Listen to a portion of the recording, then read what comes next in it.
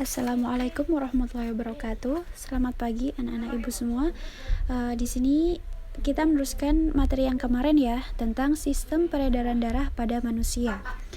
Nah, yang pertama itu kemarin kita juga udah bahas tentang sistem peredaran darah. Nah, jantung ini dapat mengalami kontraksi saat memompa darah, sehingga jantung dalam keadaan menguncup. Saat tidak memompa darah, jantung mengalami relaksasi sehingga mengembang. Nah, kemudian peredaran darah ini kemudian dibagi menjadi dua, ada peredaran darah besar dan ada peredaran darah kecil. Nah, peredaran darah besar ini peredaran darah dari jantung ke seluruh tubuh dan kembali lagi ke jantung. Nah, bisa dilihat di sini ada urutannya, itu ada bilik kiri, kemudian ke aorta, ya kan, ke aorta, bisa dilihat, terus ke seluruh tubuh, melewati vena, terus menuju serambi kanan. Kemudian yang kedua itu ada peredaran darah kecil. Nah, peredaran darah kecil ini adalah peredaran darah dari jantung ke paru-paru dan kembali lagi ke jantung. Nah, urutannya adalah bisa dilihat bilik kanan. Nah, mana bilik kanan? Bisa dilihat, ini ada bilik kanan. Kemudian ke arteri pulmonalis. Nah, ini arteri pulmonalis, paru-paru. Selanjutnya ke vena pulmonalis dan ke serambi kiri.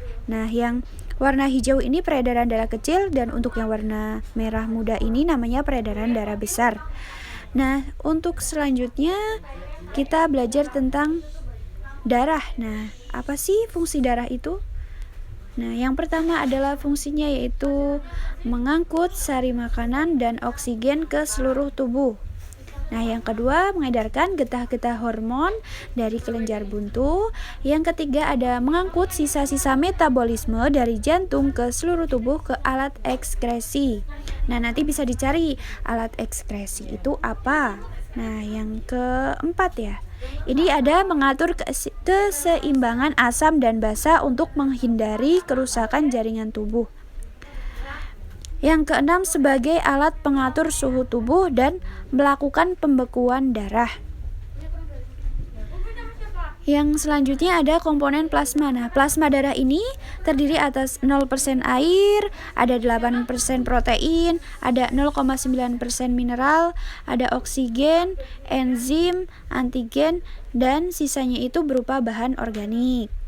Nah, sel darah itu ada 3, sel darah merah atau eritrosit, ada sel darah putih atau leukosit, dan keping darah atau trombosit. Nah, sel darah merah ini atau eritrosit ini berbentuknya pipi, terus ciri-cirinya ya, bentuknya pipi, terus cekung, mengandung hemoglobin, tidak berinti, dan fungsinya, nah ini yang penting, fungsinya itu mentransfer oksigen dari paru-paru ke seluruh sel tubuh. Nah, itu tentang sel darah merah ya atau eritrosit. Nah, untuk selanjutnya itu sel darah putih atau leukosit. Nah, sel darah putih atau leukosit ini berbentuk tidak tetap, berinti, terus dibuat di sumsum merah dan kelenjar limfa. Nanti bisa dicari kelenjar limfa itu apa, terus sumsum merah itu apa. Nah, nanti bisa buat dicatat di buku catatan kalian masing-masing ya. Terus yang selanjutnya itu fungsinya. Nah, ini fungsinya untuk membunuh kuman penyakit. Nah, iya. Untuk selanjutnya ada keping darah atau trombosit. Nah, ini berbentuk tidak teratur. Ciri-cirinya itu salah satunya itu berbentuk tidak teratur, tidak berinti, terus dibuat di sumsum merah pada tulang yang pipi, terus berfungsi untuk membekukan darah saat terjadi luka. Nah, ini gimana nih saat terjadinya luka ini, mekanisme pembekuan darahnya gimana sih? Nah, kita bisa lihat lagi selanjutnya ada mekanisme pembekuan darah. Nah, ini ada mekanismenya ya. Ketika kita terkena luka, nah nanti trombositnya itu pecah. Nah, trombosit yang pecah itu mengandung ion Ca+. Nah, dia itu nanti mengeluarkan trombokinase dan vitamin K. Nah, kemudian ketika mengeluarkan itu dia menjadi protombin. Nah, dari protombin ini nanti menjadi protombin menjadi trombin. Nah, dari protombin menjadi trombin nanti menjadi ini urutannya lagi ada fibrinogen. Nah, dari fibrinogen ini nanti menjadi fibrin.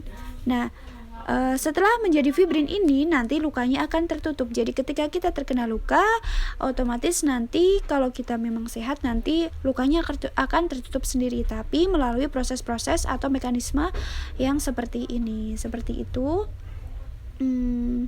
Mungkin ada yang ditanyakan, nanti bisa langsung kita musyawarahkan di grup kelas ya, seperti biasa.